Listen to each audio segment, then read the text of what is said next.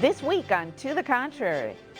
Hillary Clinton chooses a running mate on her way to the Democratic convention. Donald Trump wraps up the Republican unconventional convention, one with more flubs than any in recent memory.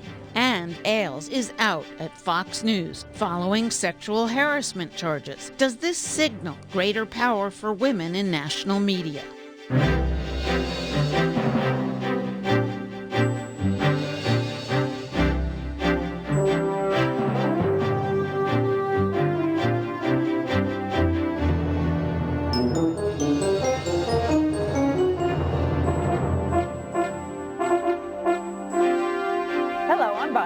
Welcome to The Contrary, a discussion of news and social trends from diverse perspectives. Up first, presidential politics.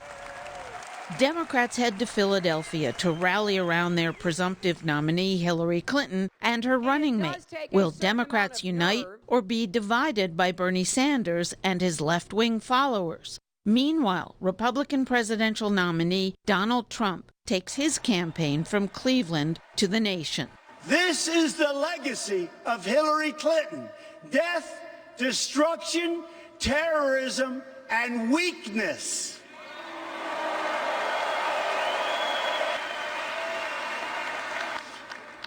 But Hillary Clinton's legacy does not have to be America's legacy.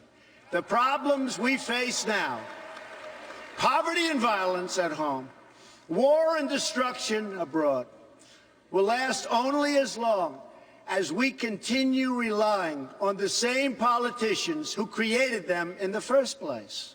Donald Trump ended the GOP unconventional convention after a week that veteran journalists assessed as largely a mess or worse. It started with Melania Trump's opening night speech containing lines plagiarized from Michelle Obama's 2008 convention speech. First denied as plagiarized by the Trump campaign, then blamed on an in-house speechwriter. On the second night, former Republican presidential contender Dr. Ben Carson called Hillary Clinton Lucifer. On the third, there was near chaos on the floor as another former presidential contender, Senator Ted Cruz, addressed the convention in prime time but refused to endorse Donald Trump.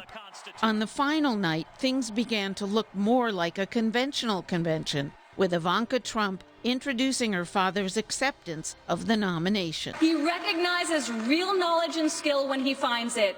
He is colorblind and gender neutral. American families need relief.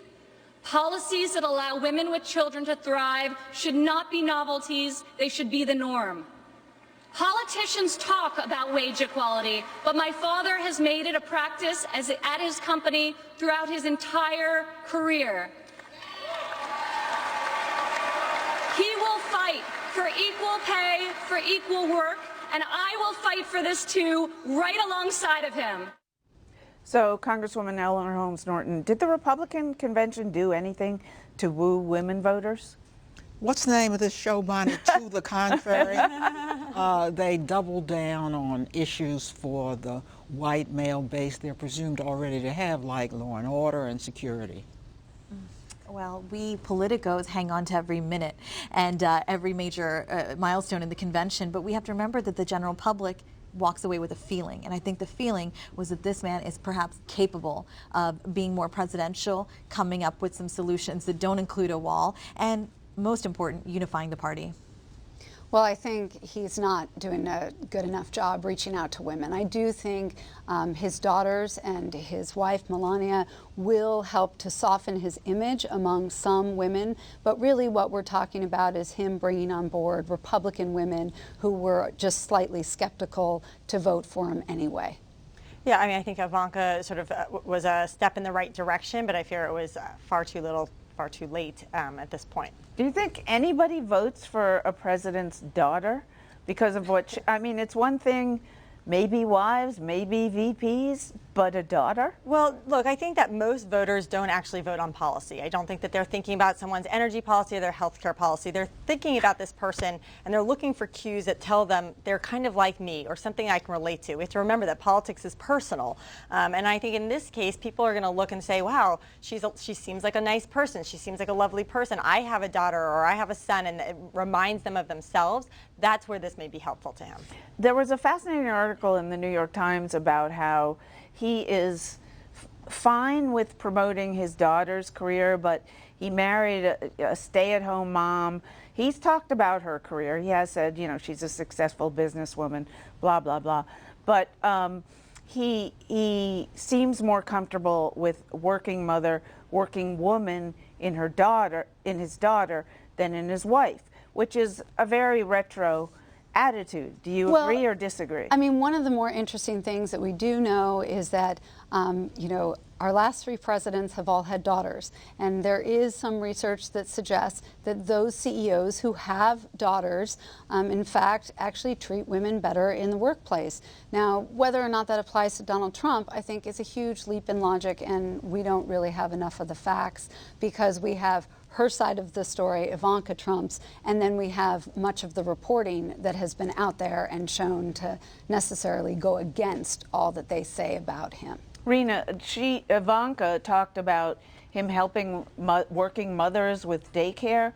Is there anything in his platform that talks about helping working mothers with daycare? And who are you supposed to believe, her or him? Yeah, it was confusing because these mentions of child care and equal pay, these are things that never came out in Donald Trump's primary trail experiences. And if you go to his website, you can never find any information on that kind of thing.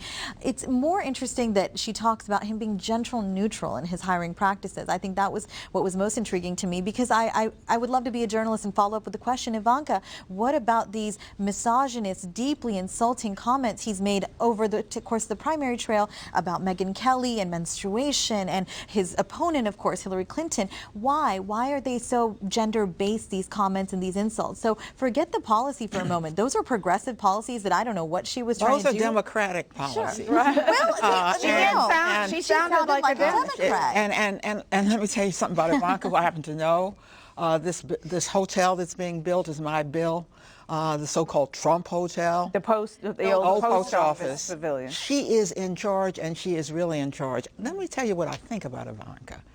I think she insisted upon thinking what she thinks. Yes. I believe this is what she thinks. I agree. And I give him credit for allowing the one dose, little though it was, of important progressive woman's issue to come out of his daughter's mouth, trying not to censor her.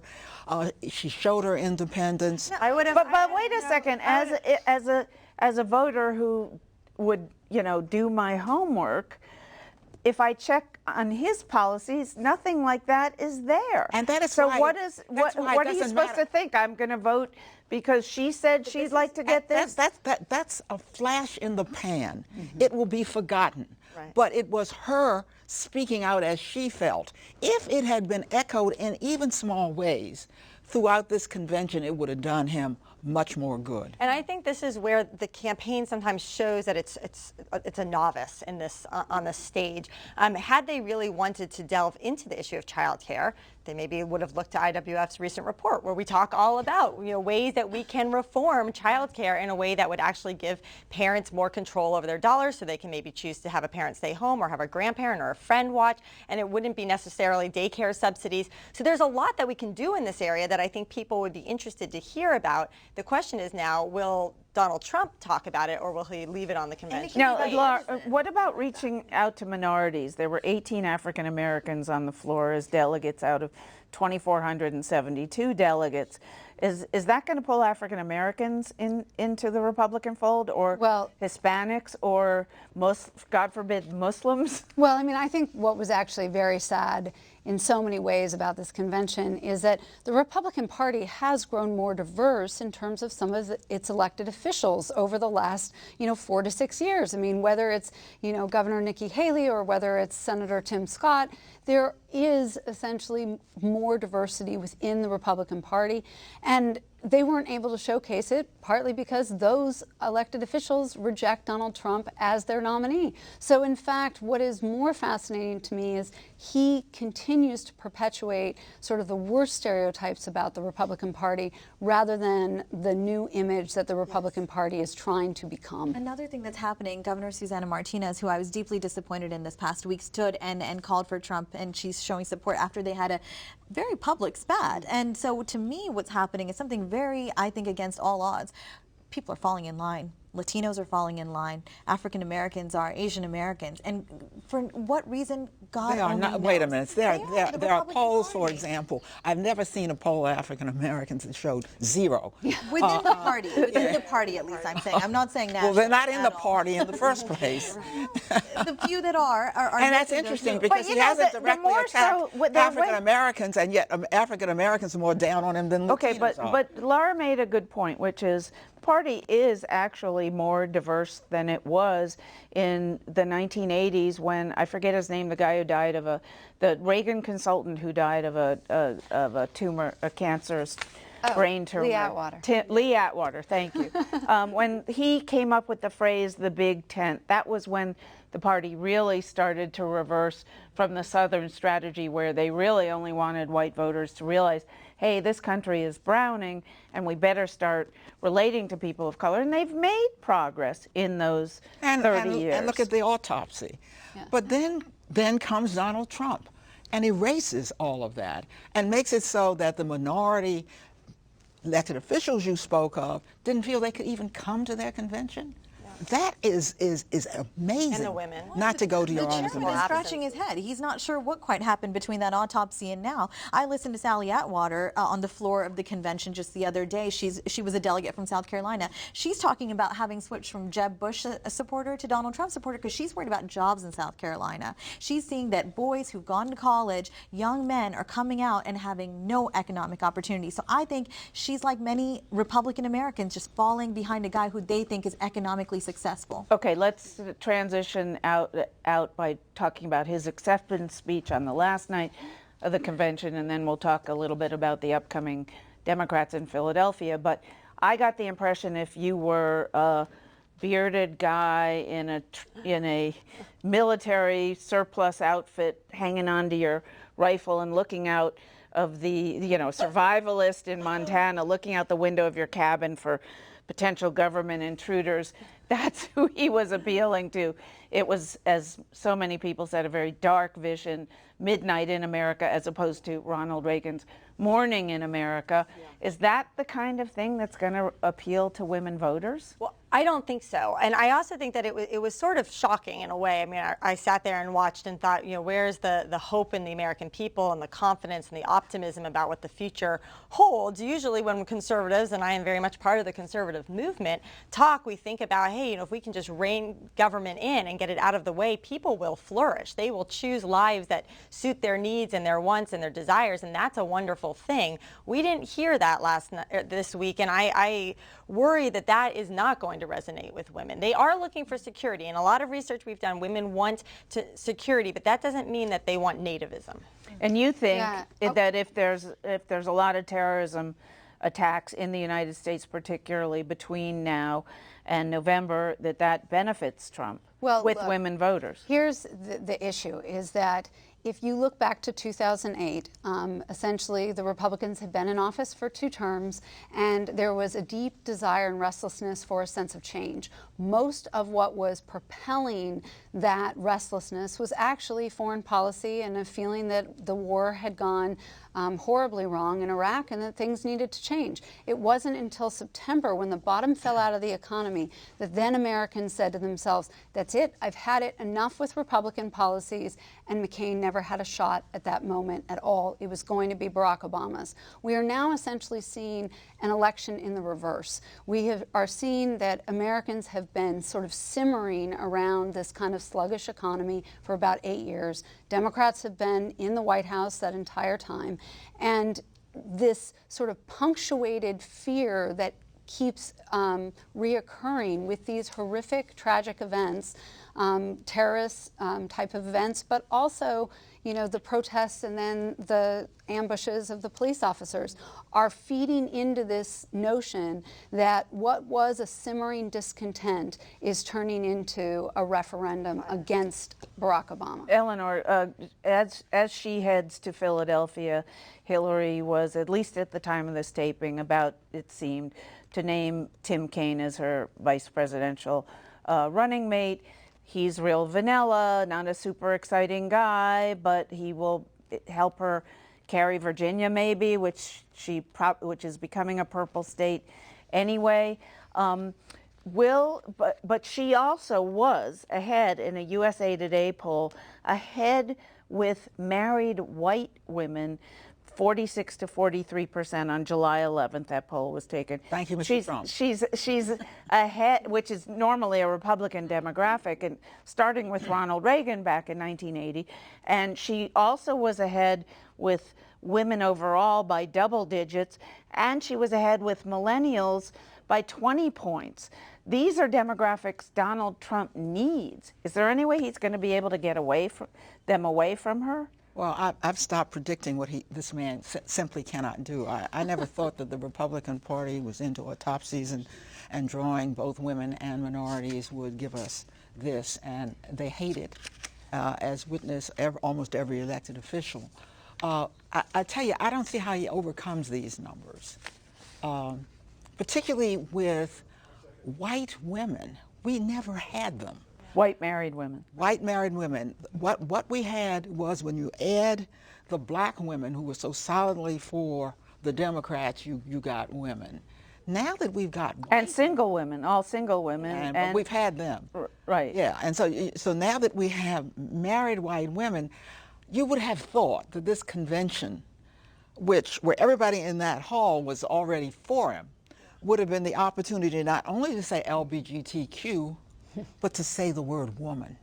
Yeah. Okay. You know, can I add one last thing? Yeah, that as disappointing as I think this particular campaign is, I think it's not reflective of the Republican Party at large, which gives me some hope. We have worked closely with a lot of wonderful lawmakers in the House so far on advancing some of the principles in our recent report. I was just down in Richmond to speak for a congressman's district.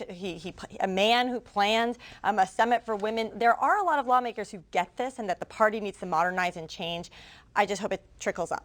All right. Now, will Hillary be able to unite the party? Is there going to be as divided a Democratic convention in Philadelphia as there was Republican with Cruz and everything else that happened there? Or will Bernie Sanders come through for her? Will his supporters vote for her? No, I submit to you, she's already done that. I mean, Bernie joined the collective. He said, look, Hillary and I get with her. The health stuff, guys, go to Hillary. Yeah, but there's still Bernie. a lot of anger, and there will be more anger from left-wing Democrats who are, who call themselves socialists. They're not going to be happy with a Tim Kaine selection. But a similar thing as to what's happening on the right is happening on the left. There's a sense that we cannot let Mr. Trump be president. We must elect a Democrat. And I think the same thing is happening on the right. We cannot let a Clinton enter the White House again. So that's what I think will be more unifying next week than what happened in Cleveland earlier this week. What's a good omen is that there will be demonstrations. Democrats didn't even bother with the Republican convention, and that's not a good omen for Republicans. There will be demonstrations. They're going to be issue-oriented. They're going to be about too much money, for example, in campaigns. I do not believe they're going to be directed against Clinton or against the vice presidential nominee. All right, last word, Lara. Do you see her uniting the party, or will there be a revolt? Well, I think she actually has united the party. She has actually always carried Democrats in the vast majority of those primary contests. He was consistently carrying those who identified as independents. Some of those independents won't necessarily come over and vote for a Clinton candidacy. But that said, I don't think that they will necessarily make much of a difference, in that those few people will either end up with Jill Stein, the Green Party candidate, or they won't turn out at all. All right. Let us know what you think. Please follow me on Twitter at Bonnie Urbay or @To The Contrary. From the convention to Fox News. Roger Ailes, a powerhouse producer in the world of conservative media, has stepped down from the helm of Fox News amid sexual harassment allegations. Former Fox host Gretchen Carlson filed a lawsuit against Ailes saying he propositioned and sexually harassed her. Then, New York Magazine reported anchor Megyn Kelly also claimed she was harassed by Ailes. Kelly is considered the future of the network, as its other big star, Bill O'Reilly, is considering retirement. Ailes denies he sexually harassed either woman. He received support from many female Fox employees, but Kelly was a notable absence. That, as Rupert Murdoch's sons move the network and his company into a new era. All right, Sabrina, so what do you think about all this? Was he really fired, first of all? I mean, I must say the overall reaction was, this is great, you know, from women's community. This is great. The women won. She called him out. He lost. But he's on a, what, $60 to $80 million contract between now and 2018. He's reporting, consulting to Rupert Murdoch, who is taking his place, meaning Ailes will call Rupert and tell him what to say to the people in New York about how to run the network, as opposed to Ailes doing it himself. Yeah, it's certainly, doesn't. I don't think it's going to please a lot of the feminists out there. But look, from where I'm sitting, do you think he was really fired, or is this just a bunch of hocus pocus? We need to probably deal with the situation, but this is not. I mean, you don't walk away with $40 million. Well, look, I think that the larger issue is that sexual violence, sexual assault, any kind of harassment ought to be condemned, and at least I think it was good that this was brought to public light, and that people stand by someone like Gretchen and say, hey, if something like this happened, we need to deal with it. They had outside counsel, which is not usually the way it has been done at Fox News. I think it was a combination of ambitious sons and sexual harassment. A man in his mid-70s, I mean, how much longer was he going to be there? Anyway, there was a way to get him out that wouldn't cost them much when you consider how much money they really have. And there was no big deal to keep him. Not at this point. Remember, this is not 10 years ago. Right. This is when the network has already settled into #1 and been that way for a long time. Yeah, but losing ground. That's the other part of it, too, is that their numbers are not what they once were, and he's slipping. Under his leadership, it was slipping. It's provocative. The decision is provocative, I think, for them to boot him, whether it was with money or without money, that golden parachute. But I think one thing I'm really proud of is seeing two women that look like Barbie dolls to me, really just, older than me. Millennial women have perhaps propped these women up to say, beat the establishment here. And that's what Megyn and Gretchen have both done. Now, Gretchen really, she was strategic in how she did this. I think that's a very strategic that's in terms of playing it out in the media. It's not easy to because she couldn't have. She was under contract. She could not have sued the network. She probably, when the courts are done with this thing, won't be able to sue him individually and will be forced into arbitration. But they used the media so well that she won. And she had some relatively unknown lawyers on her side doing it. I think what really... And he has Susan Estridge, yes, the supposed feminist, yes, which just, I mean, what people will do for money never ceases to amaze me. Indeed. But it shows how things have been turned on their head. I could have never imagined Gretchen Carlson, when I was on with her in April, coming out and doing something so provocative. So I think the women have come together to say enough is enough, and whether it's a big, high-powered employer, you can still go after the machine. And I'm really proud of both those women for doing How much of this had to do with Lachlan and James, his sons, who, by the way, I researched this. They've never spoken publicly about their politics, and I'm sure they won't until their father's 6 feet under, but they are supposedly progressives. What kind of role did they play in this? Well, I think at the end of the day, what we're really talking about is exactly what you were getting at, which is that there is a transition in this dynasty, and there is a desire to essentially move out what was and what used to work and rethink what will be. And so it's perfect that sort of Rupert Murdoch is going to provide this bridge essentially between Ailes and his sons. sons, because now his sons and he will be able to essentially recraft or rethink what may be launched a few years from now. But let me just say something about the money. They had to do that. I mean, some of that was the money he already was contracted for. So in many of these media buyouts, what you actually have is individuals whose contracts need to be bought out if they are going to be let go. So you're saying it was more of a firing than maybe it No, looks like? I think it was Polite. a polite, we would like you to go, and we can make it worth your while, and we will also allow you to save face. All right, quickly, everyone will go around, starting with you, Lara.